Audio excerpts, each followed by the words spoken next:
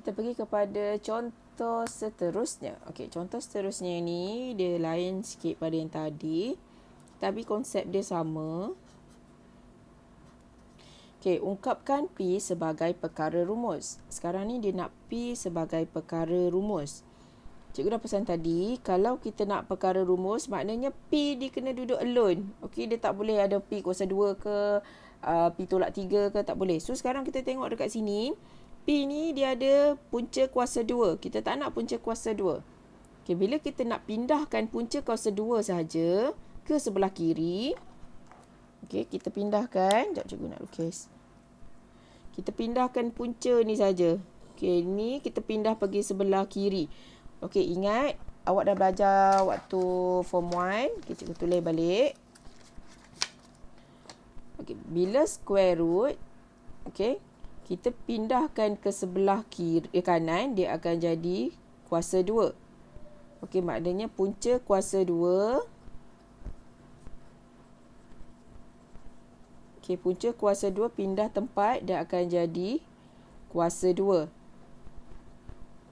Okey, kalau kuasa 2 pindah tempat pun dia akan jadi proses dia opposite lah, sama juga. Okey, punca kuasa 2 pindah tempat, dia akan jadi kuasa 2. Kuasa 2 pindah tempat, dia akan jadi punca kuasa 2. Sama konsep dengan punca kuasa 3. Okey, punca kuasa 3 kalau pindah tempat akan jadi kuasa 3. Okey, kuasa 3 kalau pindah tempat akan jadi punca kuasa 3. Okey, ingat dekat sini cikgu cakap pindah punca sahaja. Okey, pindah punca ataupun pindah kuasa, bukan pindah keseluruhan.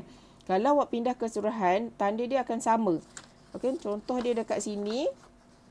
Contoh dia dekat sini kan. P tolak kuasa punca kuasa 2R sama dengan S. Okey, contoh. Kita nak pindahkan R. Kita nak pindahkan keseluruhan ni. Bila awak nak pindahkan keseluruhan, pergi sebelah kanan, dia akan jadi P sama dengan S tambah punca kuasa 2R. Okey, bila awak pindah keseluruhan body dia, tanda dia akan sama. Kalau dia square root, dia akan jadi square root. Okey. Yang cikgu cakap ni, sekiranya kita nak pindahkan atas ni saja. Kalau kita pindahkan square root saja, dia akan berubah daripada square root akan jadi bentuk square. Kalau awak pindah keseluruhan body dia mesti kekal. Okey, menjadi square root juga. Okey, nanti kita tengok contoh. Kita patah balik kepada soalan A. Okey, maknanya kita nak pindah square root saja. So, soal jawapan dia akan jadi okay, Q kuasa 2. Okey.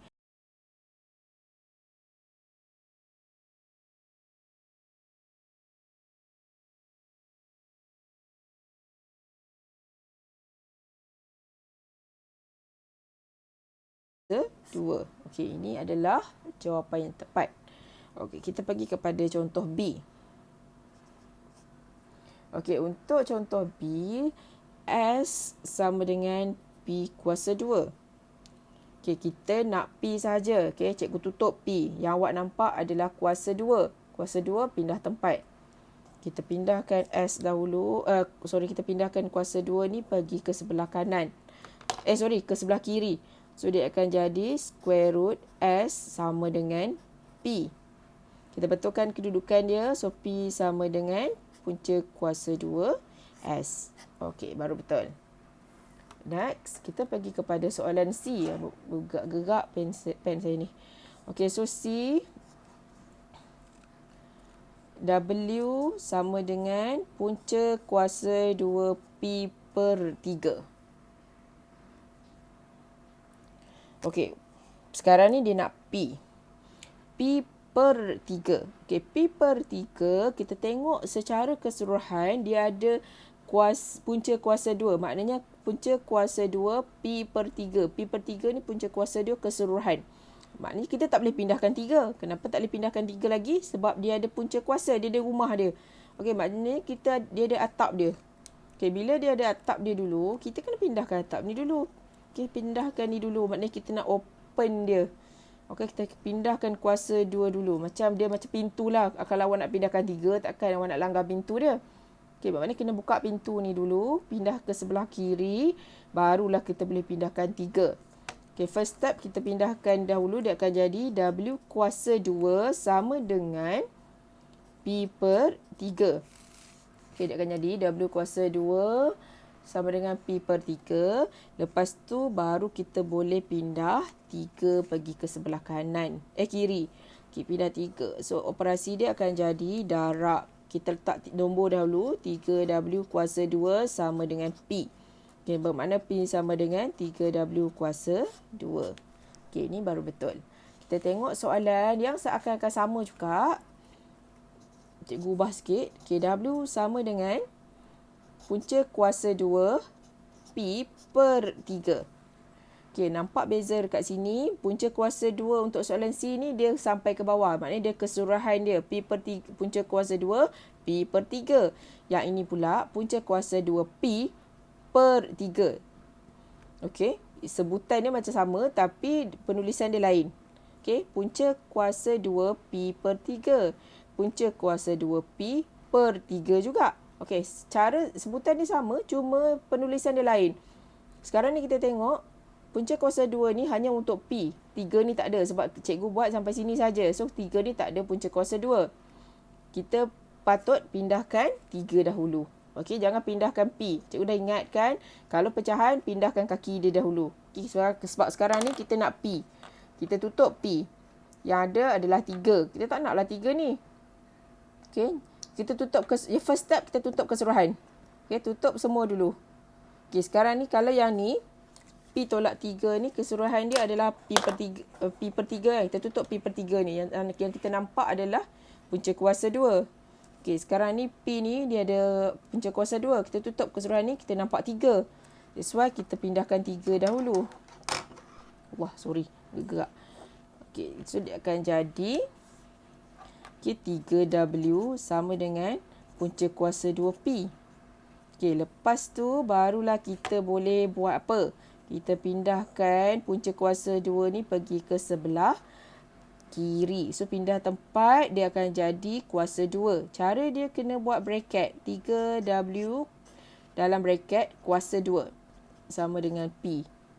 Okey, kenapa cikgu buat bracket? Bila awak pindah tempat ni, okey, bermakna kuasa 2 adalah untuk 3, kuasa 2 pun untuk W juga. Okey, maknanya kena buat bracket. Kalau awak tak buat bracket, bermakna jawapan awak salah. Okey, dia kena bracketkan. Ini baru betul. Okey, kita pergi soalan last kali, soalan E. Okey, untuk E, T sama dengan 1 per P kuasa 2. Cikgu dah kata tadi, pemboleh ubah dia wajib naik ke atas. Okey, subjek dia mesti duduk di atas. Kita darabkan ni dahulu dengan T.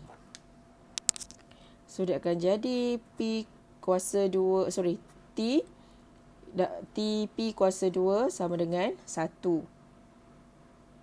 Okay, kita nak buat apa pula lepas ni? Kita tutup P kuasa 2 ni, kita tutup. Kita ada T. Operasi apa? Kalau rapat, maknanya operasi darab. Okay, darab, pindah tempat jadi bahagi. Okay, bermakna P kuasa 2 sama dengan 1 per T. Sekarang ni kita nak P saja. 2 ni tak nak. Okay, 2 ni, kuasa 2 ni kita pindah pergi sebelah kiri. Jawapan dia akan jadi P sama dengan 1 per T. Okay, punca kuasa 2. Allah, tak nampak. Okay, kita pindahkan 2 ni pergi sebelah sini. Dia akan jadi punca kuasa 2. Cara nak tulis dia. Okay, maknanya punca kuasa 2, 1 per T. Okay, jangan pergi buat punca kuasa 2, 1 per T macam ni, salah. Okay, ini salah. Ini baru betul. Okay, maknanya 1 per T ni bila kita pindahkan, dia semua ni akan jadi punca kuasa 2.